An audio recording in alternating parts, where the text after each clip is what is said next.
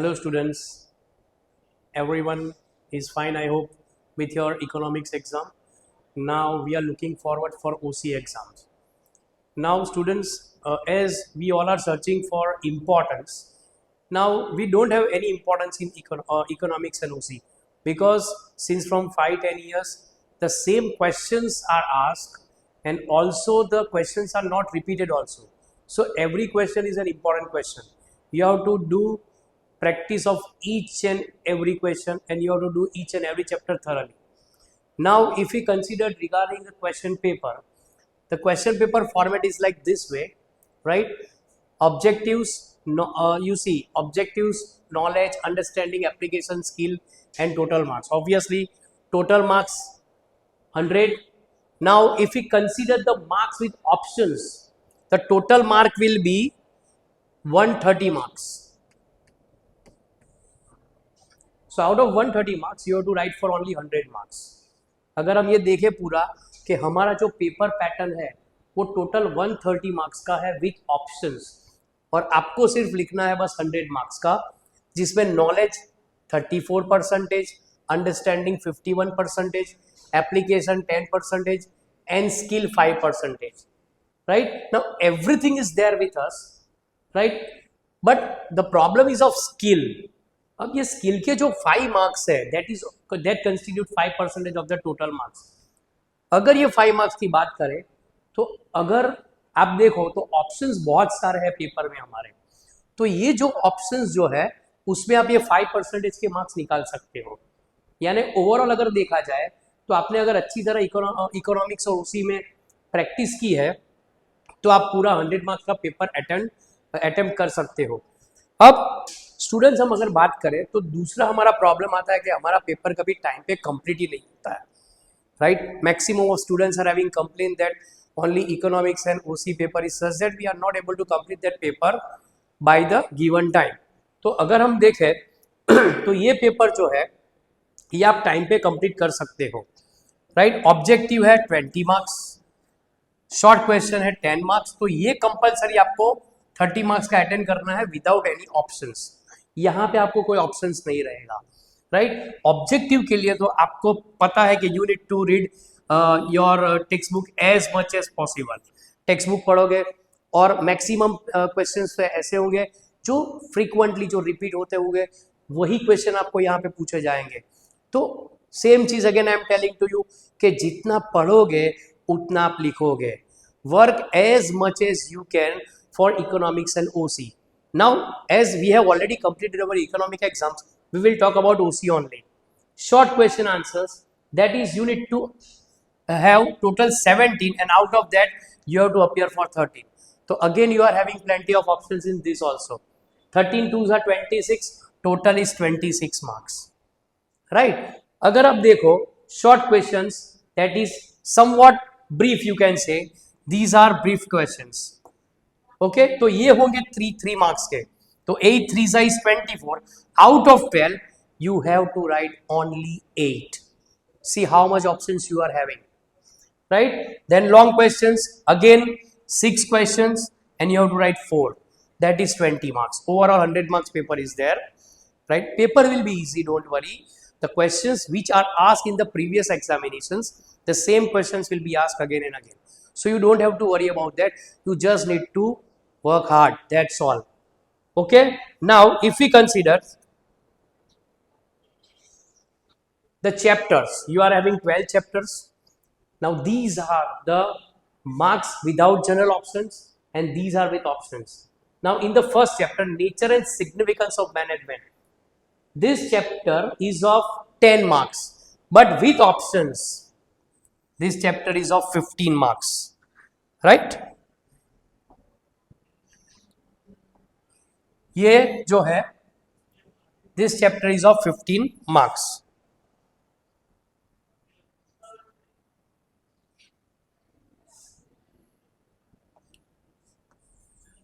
में से आपको 10 मार्क्स का ही लिखना है, not more than that.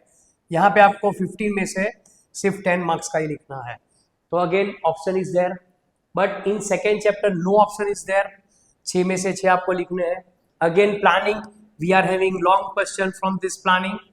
maybe 2 questions will be asked, right? In last section again 7 marks, total 12 marks का है.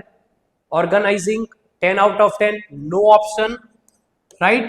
यानी जो नो ऑप्शन वाले चैप्टर है उसको आपको बहुत अच्छी तरह तैयार करना है. Again staffing, right? 15 स्टाफिंग में मे बी आपको पता है कि स्टाफिंग के प्रोसेस है जो दोनों प्रोसेस बहुत इंपॉर्टेंट है, recruitment and selection process, right? तो ये आपको स्टाफिंग का करना है. स्टाफिंग में आपको 2 क्वेश्चन, शायद 2 क्वेश्चन पूछेंगे या 1 क्वेश्चन पूछेंगे, 2 में से आपको एक करना पड़ेगा. Again you are having in directing, you are having 10 marks out of 15. Again option is there, यहाँ पे ऑप्शन है, यहाँ पे ऑप्शन है. कंट्रोलिंग, अगर कंट्रोलिंग देखे आप तो यहाँ पे भी 8 मार्क्स, 2 मार्क का ऑप्शन है. फाइनेंशियल मैनेजमेंट देखें 8 out of 8. Financial market 8 out of 8. यहाँ पे नो ऑप्शंस, नो ऑप्शंस, यानी ये 2 चैप्टर आपको बहुत अच्छी तरह करने पड़ेंगे. Marketing management 12 out of 9, 3 marks option. Consumer protection, again a long question will be asked from the consumer protection, right? Long question. तो ये भी आप यहाँ पे देखो 13 में से 8, राइट? और बिजनेस एनवायरमेंट 8 आउट ऑफ 8. तो overall these are the chapters, right? अब यहाँ पे हम कई बार सोचते हैं कि कोई चैप्टर को ओमिट कर दे. How will you omit it? Because each and every chapter is very important, right? You can do one thing that you can start with 5 marks question. आप 5 मार्क्स से प्रिपेयर करना चालू कर सकते हो, क्योंकि जितना आप बड़ा प्रिपेयर करोगे उसमें ऑब्जेक्टिव्स 2 मार्क्स 3 मार्क्स, छोटा जो 1 मार्क्स का 2 मार्क्स का जो क्वेश्चन आंसर्स है वो अंदर आ ही जाता है. तो आप 5 मार्क्स से प्रिपेयर करना चालू करो, राइट? एमसीक्यू आपको बहुत अच्छी तरह प्रिपेयर करने, क्योंकि वो इंटरनल्स भी हो सकते हैं, तो आपको इसके लिए टेक्स्ट बुक भी पढ़नी पड़ती है, राइट? अब हम कंसीडर करते हैं, तो हम यहाँ पे देखते हैं ये आपका पेपर स्टाइल रहेगा, राइट? जैसे हमने आगे भी दिया, section A 20 marks, section B 10 marks, section C 26 marks, any 13 you have to write, right? फिर section 48 to 59, section D 24 marks and section E 20 marks. तो ये आपके हो गए 100 मार्क्स. अगेन यहाँ पे आप देख सकते हो कि out of, you can see, out of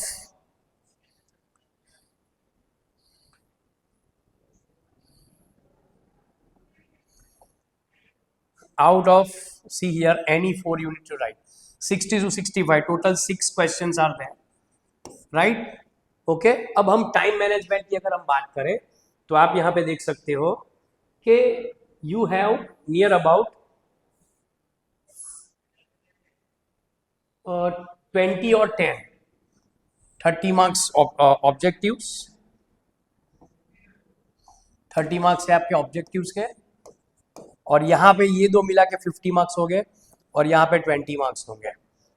तो बच्चों आपको ये जो 30 मार्क्स का है वो जितना आप फास्ट कर सको उतनी आपको ट्राई करनी है. सबसे पहले तो आपको अपने पेपर में कंसंट्रेशन रखना है. You don't have to look here and there, क्योंकि आजू बाजू बहुत सारी एक्टिविटीज़ होती होगी.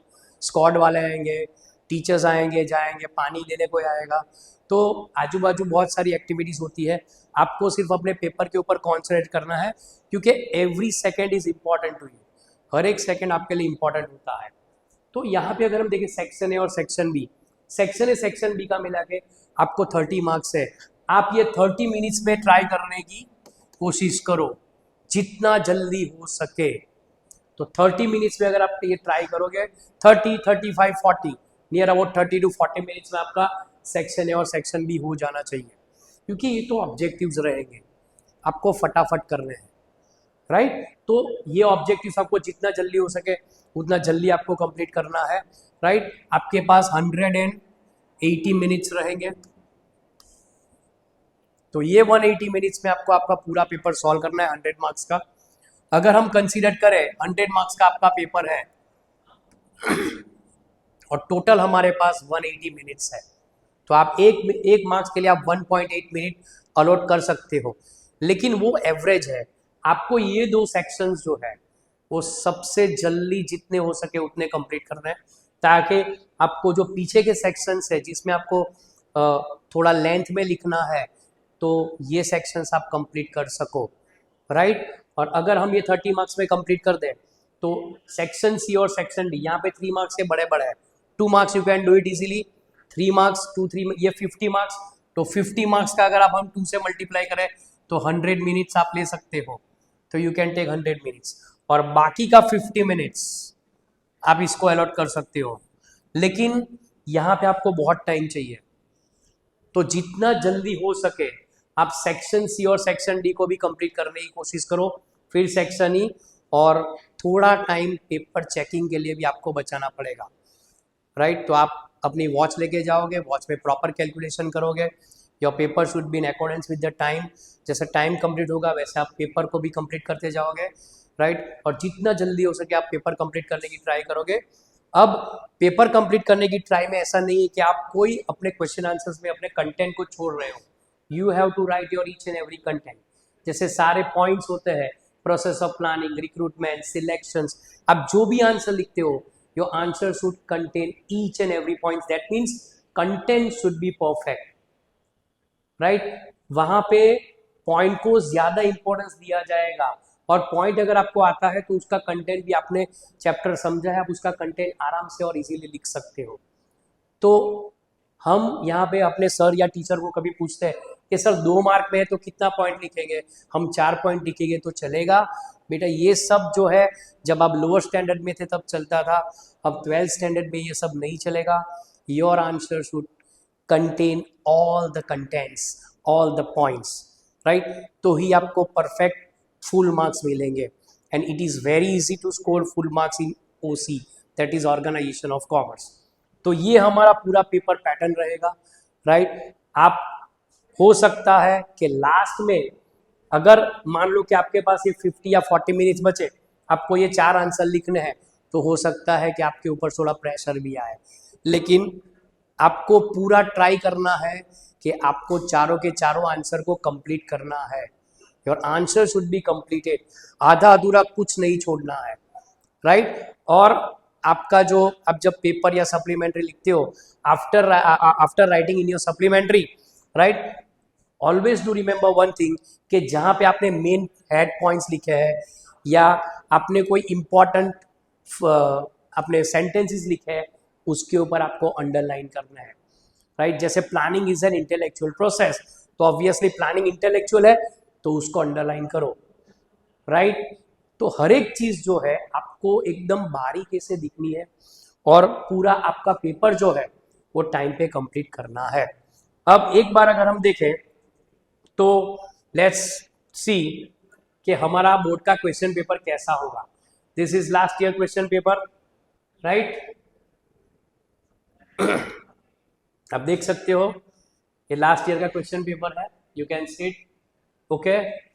ऑब्वियसली ये कई सारे क्वेश्चंस आपने ऑलरेडी प्रिपेयर किए होंगे, तो डोंट पैनिक, जो आपने किया है उसके बाहर का कुछ भी नहीं आने वाला है, राइट। और ओसी में ऐसा है कि कोई इंपॉर्टेंस नहीं होता है, हर एक क्वेश्चंस एग्जाम्स में पूछे गए हैं, तो don't run after any of the importance, try to prepare each and every question and answer, right. कई चीजें हैं जैसे मैथ्स लॉज है, प्रोसेस ऑफ प्लानिंग होता है, लिमिटेशन ऑफ प्लानिंग होता है, फिर आप recruitment, selection process, consumer protection, rights and duties, तो ये सारे क्वेश्चन है, कुछ तो है जो रिपीट होते रहते हैं, लेकिन वो 5 मार्क्स के लिए होता है। हर एक डेफिनेशन को आपको अच्छी तरह करना है। बहुत सारे यहाँ पे मैनेजमेंट में जो मैनेजमेंट पढ़ाते हैं, तो यहाँ पे आप देख सकते हो 20 तक आपका एमसीक्यू रहेगा।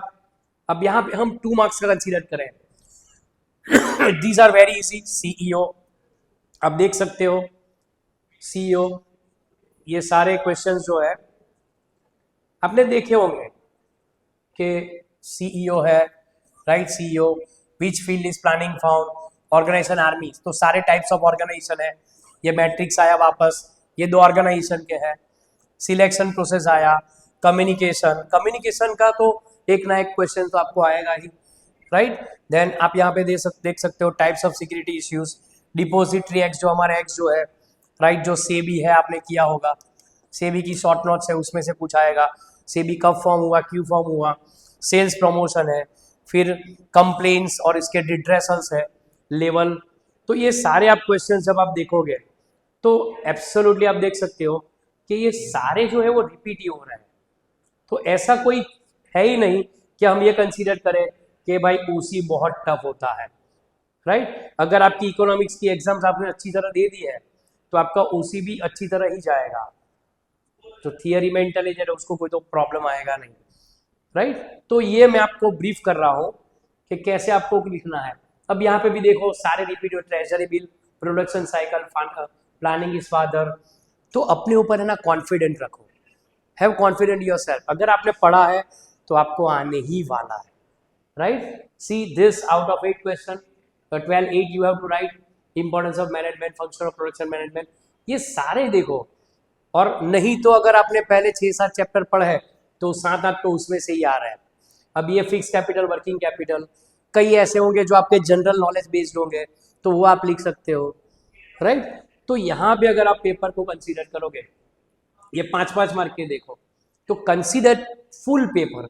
अगर ये एक पेपर मैंने लिया है तो आप देख सकते हो कि उसी का पेपर ऐसा नहीं होता है कि वो टाइम पे कंप्लीट ना हो, राइट। कॉन्फिडेंट रखो, आपका पेपर टाइम पे कंप्लीट होगा ही। ओके, जो जैसे मैंने टाइम मैनेजमेंट आपको बताया, क्योंकि कई लोगों को वो 5-5 मार्क्स के लिखने में ज्यादा टाइम लगता है, तो obviously allot 1 hour to that thing, 1 घंटा, क्योंकि 10 पर 12-13 मिनट्स में आप एक आंसर लिखते हो तो भी आपका 1 घंटा लग जाएगा, राइट। तो सिंपल है, इको अगर अच्छा गया ओसी भी अच्छा जाएगा। इको थोड़ा लेंथी होता है ओसी से, ओसी इतना लेंथी नहीं होता है। ओसी समवॉट टेक्निकली टफ रहता है, इसलिए ओसी का रीडिंग ज्यादा करना पड़ता है आपको कंपेयर टू इको, राइट। हाँ, इको में डेट और फिगर्स ज्यादा है, ओसी में इतने फिगर्स नहीं है। लेकिन जो जितने भी आप FW टेलर देखो, उर्विक देखो, इन सब की डेफिनेशंस होती है, सब इकोनॉमिक्स, सब मैनेजमेंट, जो मैनेजमेंटीज होते हैं उन सब की डेफिनेशन सब अलग अलग होती है, तो आपको डेफिनेशन भी अच्छी तरह लर्न करनी है, right. So don't worry, paper will be easy, right?